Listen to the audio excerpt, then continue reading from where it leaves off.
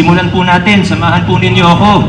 10, 9, 5, 4, 3, 2, Kasi patuloy pa rin ang pagbago ng pagbago. Yes, maraming salamat sa lahat. Merry Christmas, Pasigueño!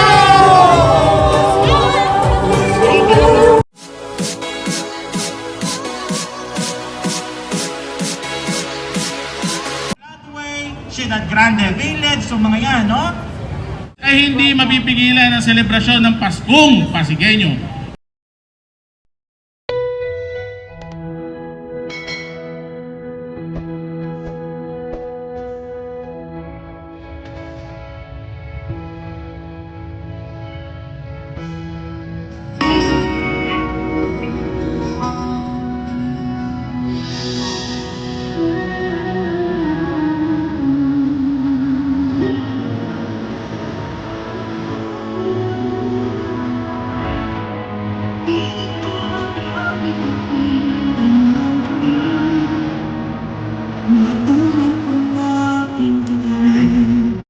Sa San Fernando, Pampanga. Kaya kung mapapansin ninyo, ginamit pa rin natin ang tradisyonal na design ng kanilang mga parol at nagdagdag lamang tayo ng kaunting Pasig branding, syempre, no? Para magkaroon ng tatak Pasigueño. Pinagawa ang mga parol na ito hindi lamang para maghatid ng ligaya at pag-asa sa mga Pasigueño sa paggawa nito. Natulungan din natin ng city government ng San Fernando, Pampanga. Trivia lang, ano? Sa isang giant lantern, hindi lamang isa o 100 bumbilya ang ginamit dyan para sa inyong kaalaman, no? Aabot sa mahigit 2,000 lang naman na bumbilya ang laman ng bawat isang parol. Pero syempre, iba pa rin kapag nakita na natin na nakailaw ang mga parol na ito. Kaya partner, huwag na nating patagalin pa. Inaaniyahan natin ang ating butihin at pinakamamahal na mayor, Mayor Vico Soto, para sa kanyang mensahe. sa lahat po ng mga nasa revolving tower, mega market. Siguro ang pinakamahalagang kasama natin ngayong gabi, ang ating mga medical frontliners na kasama po natin ngayon sa Plaza Rizal. Sige, pwede pong pumalakpak. Nahiya po yung isa. Babati na po ako sa inyo ng isang maligayang Pasko at manigong bagong taon. Merry Christmas and a Happy New Year sa ating lahat. Bagamat medyo na iba po ang Pasko ngayong Disyembre taong 2020, gaya po ng marami pang ibang bagay ngayong 2020. Taong 2020, nagbago ang mga buhay natin, nabago ang pamumuhay natin dahil sa COVID-19, dahil sa pandemya, kung saan nasa gitna pa tayo ng isang pandaigdigang pandemya sa ngayon.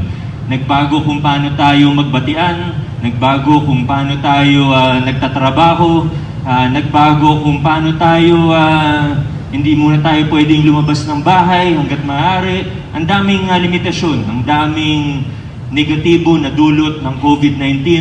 Nakita natin na maraming nawalan ng trabaho, maraming negosyo na nagsara, at iba-iba pa, maraming nagkasakit. Pero sa bawat araw na samut-saring problema ang pinagdaanan natin bilang lungsod, bilang bansa, pinakita ng mga Pasigueño ang kagitingan, ang katapangan at kahusayan. Pinakita natin na kung paano tayo nag-respond sa healthcare natin, yung mga kasama natin sa Plaza Rizal. Pinakita po nila na kahit medyo natatakot tayo, sino ba namang hindi matatakot sa COVID-19, ay tuloy-tuloy po tayo maglilingkod sa ating mga kababayan. At kaya sa gitna po ng maraming nangyayari, pinakita po natin na tuloy-tuloy pa rin na umaagos ang pag-asa sa lungsod ng Pasig. At ito pong parol, Sir VJ, hindi ko alam, 2,000 ilaw pala, 2,000 bumbilya pala ang nasa loob ng parol na yan. Ang more than 2,000 lights. At siguro pag nakikita natin ng parol, una, naiisip natin malapit na ang Pasko. Nagpapaalala po sa atin, although ngayon, syempre, bawal po muna ang Christmas party, bawal po na muna ang malalaking social gathering. Pasensyahan muna tayo para naman po yan sa kaligtasan at kalusugan natin lahat. Pero sumisimbolo rin po yung mga parol ng pagkakaisa na sa gitna ng kadiliman, sa gitna ng punto na minsan hindi natin alam kung saan tayo dumadaan, sa gitna ng panahon na maraming problema at pagsubok, merong gumagabay sa atin. Yun siguro ang kwento ng parol. At ngayon, nagpapakita rin ito na muli po patuloy na umaagos ang pag-asa sa lungsod ng Pasig. Kaya sa panahong ito, inaanyayahan ko po ang bawat isa sa atin na samahan po ako sa countdown ng ating lighting ng parol. Simulan po natin, samahan po ninyo ako. 10, 9, 5, 4, 3, 2, 1. Merry Christmas and a Happy New Year sa lahat ng Pasigueño. Maraming salamat po.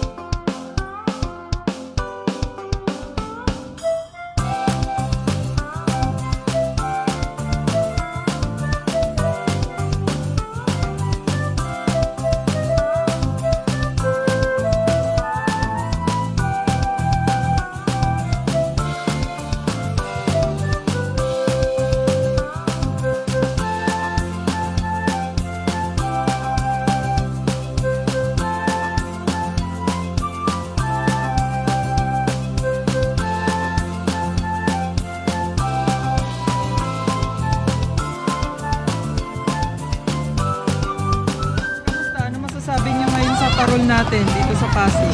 Maganda naman, nakakatuwa, masaya. Kumbaga may Pasko pa rin, no? Kahit may Oo. pinagdadaanan tayo. Kahit may pandemya tayo pero pa rin simbolo ng Pasko. Tuloy-tuloy ang Pasko. Hi!